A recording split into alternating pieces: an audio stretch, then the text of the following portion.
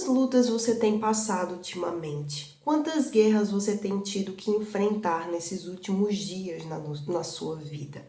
A palavra de Deus nos diz que nada, nenhuma tribulação, nenhum problema, nenhuma situação, nenhuma criatura neste mundo pode nos separar do amor de Cristo, do amor que fez ele descer do trono do Altíssimo para salvar, para se sacrificar por nós e nos dar a vida eterna. Esse é o tema do vídeo de hoje, continuando aquela passagem lá de Romanos 8, certo? A gente vai continuar a partir do versículo 35, que Paulo, inspirado pelo Espírito Santo, ele fala um pouco sobre essa questão do amor de Cristo ultrapassar todas as barreiras e principalmente a maior barreira que existe na humanidade, o pecado, a entrega do ser humano ao pecado. Mas Jesus, ele veio, derramou a última gota do seu sangue por cada um de nós, pecadores, aqueles que sabem que precisam de perdão, que precisam de arrependimento, que precisam ser restaurados para se ter uma vida eterna. São estes que o poder de Deus se manifesta. São estes que Deus envia para o Senhor Jesus. Ele purifica com seu sangue. Ele purifica aquela pessoa, aquela criatura de todo o pecado, dá uma nova vida para aquela criatura. Ela não se torna mais uma criatura, mas se torna um filho de Deus recebendo o seu Santo Espírito. Esse é o plano de salvação, meu irmão. Então, não fique cabisbaixo, não fique triste, não fique aperreado com os problemas que você enfrenta aqui. Todos nós enfrentamos problemas, situações difíceis, mas temos uma esperança eterna. Temos alguém a quem contar, alguém a quem recorrer. Temos uma rocha firme na qual a gente pode se apoiar, se sustentar. Temos um refúgio, uma fortaleza no qual podemos nos esconder, nos proteger. E essa fortaleza é o próprio Deus, na pessoa do Espírito Santo, o próprio Senhor Jesus, que veio para nos dar a vida eterna. Então, antes da gente continuar esse assunto, clica nesse botãozinho aqui embaixo de inscrever-se e ative o sininho das notificações para você não perder os próximos vídeos, amém? Então, vamos continuar lá em Romanos 8, a partir do versículo 35, que diz assim: quem nos separará do amor de Cristo? Quem? Aí você já pensa em tudo, né? Tanta coisa que tem nesse mundo que tenta nos separar do amor de Cristo. Quantas influências espirituais do mal tentam nos separar do amor de Cristo. Tentam nos tirar da presença de Deus a todo momento. Tentam nos distanciar de uma comunhão com o próprio Deus, de recebermos o Espírito Santo e sermos mais fortes em Cristo que nos fortalece. Quanta coisa vem para nos entristecer, para nos fazer cair em meio aos problemas, às situações. Quantas coisas vêm para nos cansar. Quantas coisas vêm, meus irmãos, para tirar o nosso foco daquilo que é mais importante, a eternidade, a salvação da nossa alma. Jesus, ele veio para isso, para salvar a alma do ser humano. Mas ele só pode empenhar essa salvação, executar essa salvação, se o ser humano se arrepender dos seus maus caminhos e decidir ter uma vida nova, longe do pecado. É necessário o arrependimento para que o plano de salvação de Deus possa ser executado na nossa vida. Mas continuando aqui, Paulo ele continua falando e diz: a tribulação, ou a angústia, ou a perseguição, ou a fome, ou a nudez, ou o perigo, ou a espada. Ou seja, ele fala de diversas coisas, situações, fatores que atuam neste mundo.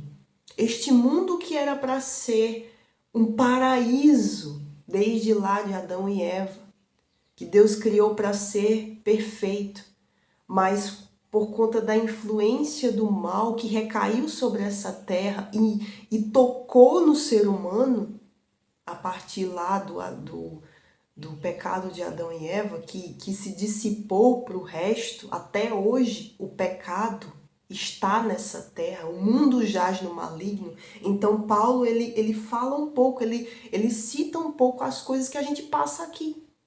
Só tribulação, perseguição, angústia, tristezas, miséria, violência. Olha o tanto de coisa que esse mundo aparta. Mas diante de tudo isso, existe uma esperança. Existe alguém que se entregou por nós, que executou um plano de salvação. O nosso Senhor Jesus, ele veio em carne. Ele veio como um homem, 100% homem, mas também ao mesmo tempo 100% Deus. Era necessário que assim fosse para que ele pudesse estar apto para executar o plano de salvação, para que ele pudesse se sacrificar, limpo, puro, santo, sem nenhum pecado. Jesus, ele saiu deste mundo sem nenhum pecado, sendo filho de Deus, para que aquele que crê pudesse ter a salvação eterna.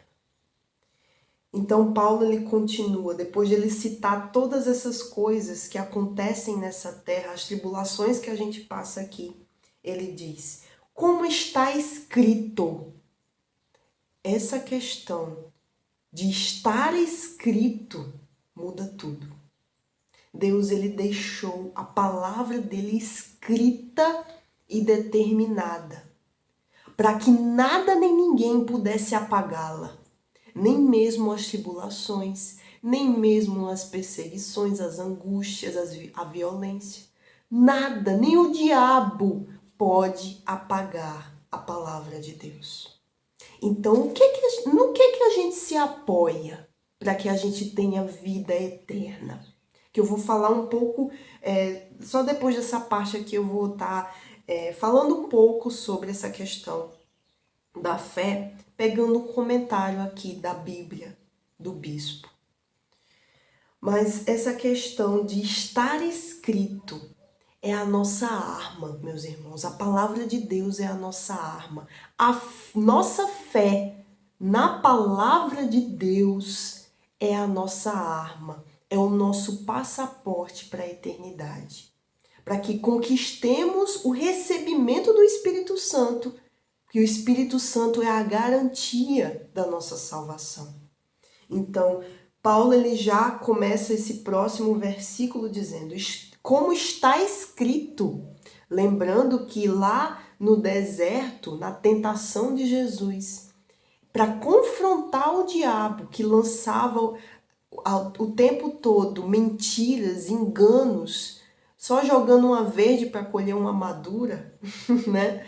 Jesus, ele confrontava o diabo dizendo: mas está escrito que nem só de pão viverá o homem, mas viverá de toda a palavra que sai da boca de Deus. Olha só o que Jesus usou, a palavra. Ele usou a arma que confronta o inferno, a palavra de Deus, que lá em 1 João, no Evangelho de João, lá está escrito que o verbo da vida desceu do céu. O verbo se fez carne e habitou entre nós. E esse verbo é o próprio Senhor Jesus. Então Jesus, a palavra de Deus, quando eu entendi, quando o Espírito Santo abriu meu entendimento para isso, porque antes eu não entendia, eu ficava, poxa, o verbo que se fez carne, e o que é o verbo? Quem é o verbo? Quem é a palavra? E chegou um momento em que o Espírito Santo me revelou: a palavra é Jesus. O verbo vivo que desceu do céu, da parte do Deus vivo. Jesus é a palavra de Deus. O que Deus fala é Jesus. Então, Paulo ele diz, como está escrito. O que é que ele diz? O que é que a palavra de Deus nos diz? Por amor de ti, somos entregues à morte todo dia. Ponto e vírgula. Todo dia somos entregues à morte. Por conta desse mundo em que, por enquanto, estamos habitando. Por conta, isso também fala um pouco sobre aqueles que se entregam para Jesus. Né? A gente começa a ter o entendimento de que quando a gente se entrega para Jesus, é sacrifício todo dia. Então a gente é entregue à morte todos os dias em sacrifício vivo. Mas isso não é uma coisa ruim, não, porque a gente busca sacrificar a nossa carne todos os dias em alguma coisa, né? Às vezes, por exemplo, você não está querendo orar. Não, vou pegar o meu exemplo. Às vezes eu não estou querendo orar muito. Mas aí o Espírito Santo traz à minha mente o pensamento, mas você precisa. Você precisa orar. A gente precisa falar com Deus. Até mesmo, principalmente naqueles momentos em que a gente não quer muito, que a gente está meio atarefado, por exemplo. Isso já aconteceu muito comigo. De eu estar com muita coisa para fazer em casa ou no trabalho, etc. E aquele é um momento, poxa, a gente pensa assim, o nosso entendimento, agora não é um momento para orar. Mas o Espírito Santo, ele fala com a gente e diz, vai orar. Vai lá no banheiro e ora. Fala com Deus. Mesmo a gente sem ter algo assim importante, né, para falar. Mas ele traz isso à nossa mente nos momentos assim mais inusitados. Então, o que acontece? A minha mente, o meu intelecto, a minha inteligência, que foi ele quem deu, me guia a fazer isso, por mais que o momento não seja propício. Então, tudo isso, tudo que envolve isso, por outro exemplo muito interessante, é o ato de jejuar. Às vezes eu estou querendo comer alguma coisa que eu gosto muito, eu já estou preparada para comer. Aí o Espírito Santo diz, abre um jejum. Abre um jejum agora. Às vezes não tem nem ninguém em mente para que eu jejue. Mas ele vem e diz isso. Então tudo isso é sacrifício. Então a gente busca todos os dias, quando a gente se entrega para Jesus, a gente busca todos os dias estar sacrificando a nossa vontade. A nossa vontade. E isso me lembra agora, o Espírito Santo lembra, do momento em que Jesus estava no jardim do Getsêmani, em que ele estava totalmente angustiado. Ali ele estava num momento de angústia, em que ele suou sangue, em que ele estava, né, daquele jeito, porque ele sabia o que o esperava. Porque, como eu disse no começo do vídeo, o verbo que veio, que desceu do céu, ele era 100% Deus, mas também 100% homem. Então ele sentia tudo que a gente sentia, tudo que a gente sente, né? Então naquele momento ele disse, Pai, em oração, né? Pai, passa de mim esse cálice sem que eu beba. Contudo, não seja feito o que eu quero, mas sim o que tu queres. Ou seja, ele disse o que ele estava sentindo ali para o Pai. Ele falou o que estava dentro dele, né? Por conta da situação, e ele sendo homem, sentindo aquilo que a gente sente, ele sentiu, com toda certeza, ele deve ter sentido medo, né? A angústia ali daquele momento que estava se aproximando. Então ele falou para Deus, meu Deus, passa de mim esse cálice. Ou seja, ele pediu para que ele não tivesse que passar por aquilo. Mas ele Ele não deixou que a vida, né, o corpo, vamos dizer assim, falasse mais alto, a vontade dele falasse mais alto. Então ele disse: contudo, seja feita a tua vontade. Não seja feito o que eu quero, mas o que tu queres. Então, cada detalhezinho desse da vida do Senhor Jesus aqui nessa terra nos dá a direção do que a gente também tem que fazer. Que a gente tem que sacrificar. Todos os dias a gente sacrificar a nossa vontade pela vontade do Pai. Isso traz vida, meus irmãos. Isso traz uma vida muito grande para a nossa alma. Porque a gente começa a depender dele.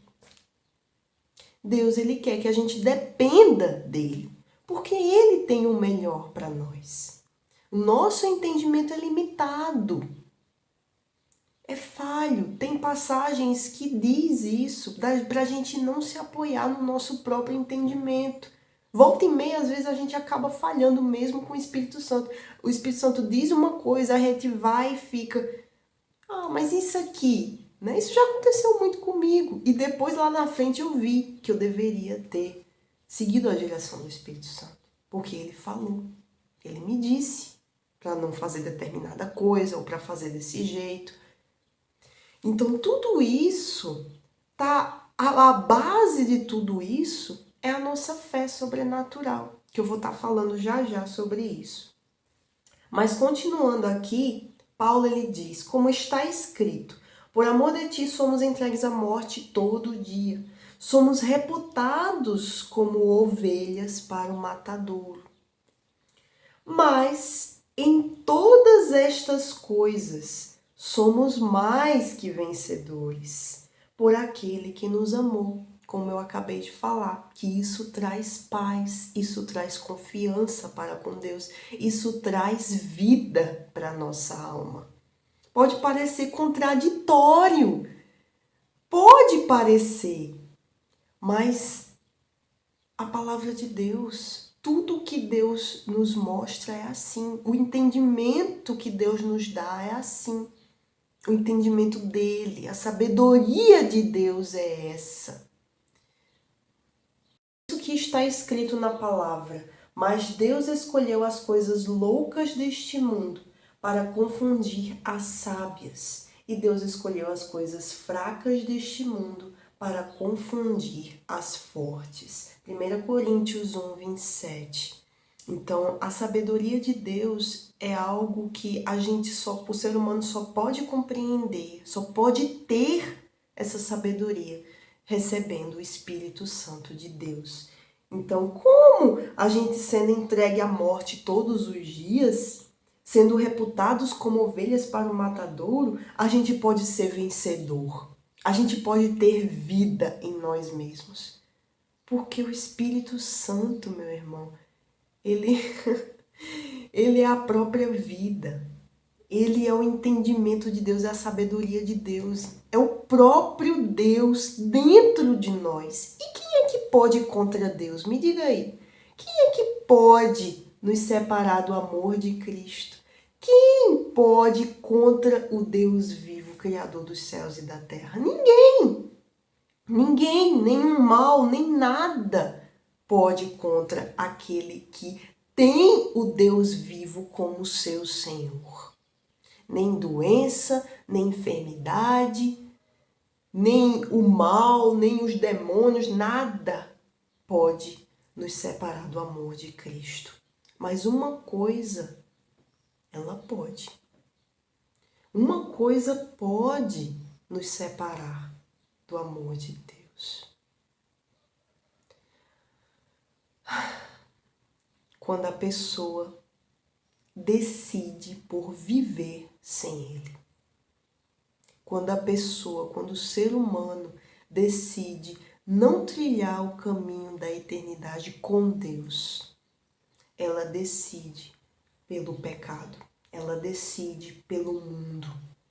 Isso, a questão do livre-arbítrio, a questão da escolha de cada um, isso pode separar. infelizmente. Mas a promessa para aqueles que se voltam para Jesus é essa. Em todas estas coisas, somos mais do que vencedores, por amor daquele que nos amou. Então, ele continua: porque estou certo de que nem a morte, nem a vida, nem os anjos, nem os principados, nem as potestades, nem o presente, nem o porvir, nem altura, nem profundidade, nem alguma outra criatura que nos poderá separar do amor de Deus que está em Cristo Jesus, nosso Senhor. O amor de Deus que está em Cristo. Então, quando a gente se volta para Jesus, quando a gente reconhece Ele como nosso único e perfeito Salvador e Senhor da nossa alma, o nosso Salvador eterno, único e perfeito, quando a gente começa a viver conforme a palavra, então a gente tem direito a todas essas promessas. E a maior promessa de todas, a vida eterna. Contudo, até chegar à vida eterna, a gente tem que passar pelas lutas aqui e ele promete estar com cada um de nós em cada momento. E para isso, como eu estava dizendo, a fé sobrenatural, ela se torna a nossa arma de defesa e de ataque. Aqui no canal eu já fiz vários vídeos falando sobre isso, sobre a armadura de Deus, sobre a fé. Então eu vou deixar esses vídeos na última tela desse vídeo aqui, para assim que acabar esse vídeo você já poder se nutrir dessa palavra e se armar com a armadura de Deus para estar firme contra todo o mal, contra todo o inferno que tenta atrapalhar, que tenta destruir a nossa vida. Mas para terminar eu quero falar um comentário, né, que tem na minha Bíblia, que é do bispo, e que ele diz assim com relação a essa questão: quem nos separará? Então ele fala: o pecado era a grande muralha que nos separava de Deus. Isso a gente vai ver lá em Isaías 59:2. Nesse capítulo de Isaías, ele fala tudo o que o ser humano provoca por conta do mal, por conta do pecado, certo? Ele fala do pecado e da salvação do povo de Israel. Então, se você quiser meditar, Isaías 59:2. Mas aí você lê o capítulo inteiro, porque é muito interessante, muito bom.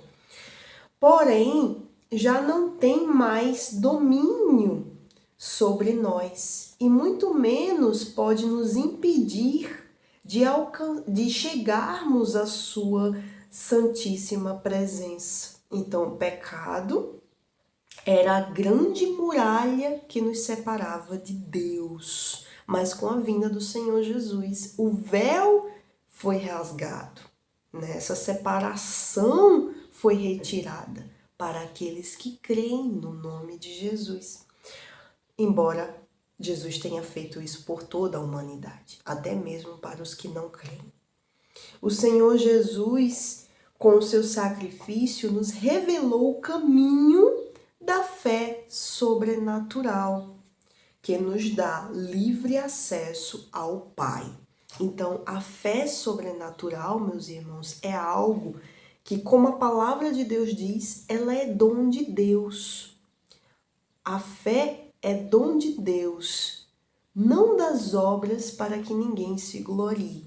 Então, existem dois tipos de fé, a fé natural e a fé sobrenatural.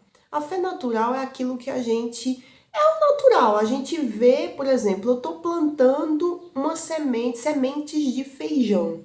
Então, eu sei, por conta disso que eu estou fazendo aqui, que mais tarde eu vou colher feijão. Eu não vou colher arroz, né?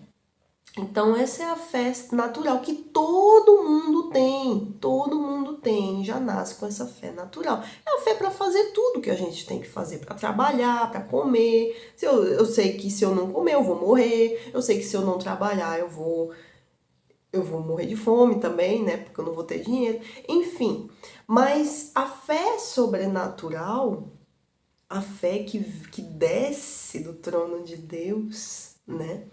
Ela nos dá um sentido justamente sobrenatural das coisas. Então, na fé sobrenatural, eu preciso primeiro crer para poder ver. Eu não vejo, mas eu creio. Então, a palavra de Deus, ela nos incita a ter essa fé sobrenatural. De que eu obedecendo essa palavra, mesmo eu não vendo saída na minha vida para nada, às vezes, por exemplo, a pessoa está com a vida destruída, a vida da pessoa, por exemplo, um jovem inundado nas drogas, né? Uma pessoa natural olha e diz: não tem mais chance para aquele jovem. Não tem mais saída, ele acabou com a vida dele. A vida dele está destruída, não tem mais solução, não tem. Uma pessoa com a fé natural enxerga dessa forma. Já uma pessoa com a fé sobrenatural, existe o Espírito Santo dentro dela que traz uma esperança. Jesus.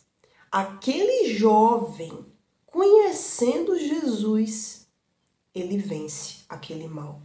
Ele é libertado, porque a palavra de Deus nos traz diversas passagens que Jesus ele veio para libertar os cativos. Tudo aquilo que Jesus fez no período em que ele estava aqui, ele libertou os cativos, ele arrancou os demônios daquelas pessoas que estavam endemoniadas, ele curou os enfermos, os leprosos, ele fez Lázaro levantar da sepultura, um morto, um defunto que já estava há 4 dias, já estava fedendo, e ele fez Lázaro sair da cova, todo enfaixado, ter vida novamente. Então, quando a gente crê, não é que a gente vai sair por aí levantando os mortos, né? Mandando o defunto se levantar. Não, mas tudo isso aconteceu para que pudéssemos, para que a nossa fé sobrenatural pudesse ser despertada. Por isso que ele diz que a fé pode ser do tamanho de um grão de mostarda,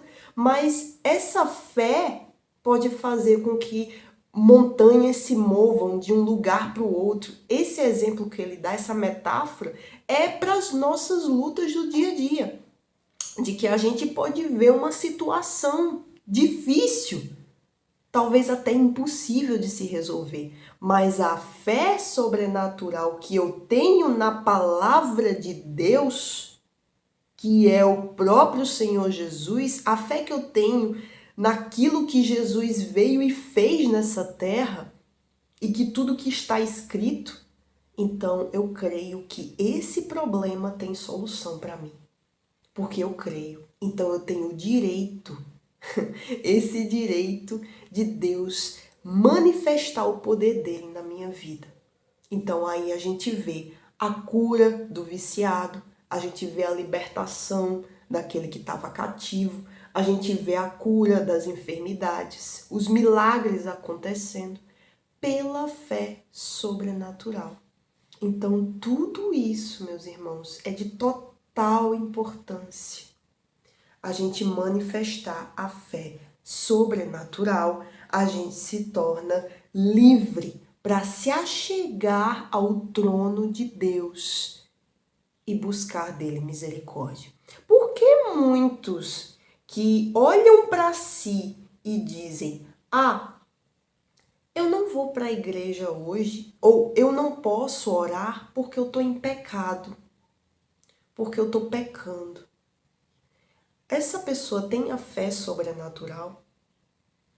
Não, porque através do Senhor Jesus, nós temos livre acesso ao Pai, porque ele rasgou o véu do templo. Ele se sacrificou por nós. Então, vinde a mim todos que estão cansados e sobrecarregados, que eu os aliviarei. Então, o peso do pecado, o cansaço, tudo, não pode nos separar mais da presença de Deus. Então, é apenas uma questão de fé sobrenatural. Eu posso ter pecado, mas eu posso me colocar diante de Deus em sinceridade e falar para Ele aquilo que está aqui dentro. E Ele vai conceder perdão. Tem passagens que eu não estou lembrada aqui nesse momento de toda a passagem, mas tem passagens na própria palavra que diz isso, que a gente pode se achegar ao trono. O próprio Deus fala também, se eu não me engano, em Malaquias, que ele diz para o povo de Israel: se coloca na minha presença, conta as tuas razões para que eu te possa justificar. Ou seja, é lendo, é meditando na palavra, meus irmãos, que a gente adquire a fé sobrenatural. Então muitos podem chegar e dizer: não tenho fé. Começa a meditar na palavra. Começa a buscar entendimento aqui. Você não entende? Antes de começar, pede para o Espírito Santo. Espírito Santo, abre o meu entendimento. Eu não entendo, mas eu quero uma mudança na minha vida. Eu quero ver o teu poder na minha vida. Eu quero ter essa fé de que as pessoas dizem. Então, tudo isso, meus irmãos, é de total importância. Então, para que o vídeo não fique muito longo, certo? Eu vou parar por aqui, ainda tinha mais coisa, mas com tudo isso que foi dito aqui, eu oro para que a fé possa ser despertada em você, e você se inscreva no canal para ver os próximos vídeos e que Deus abençoe a sua vida poderosamente. Amém? Deus te abençoe e até a próxima.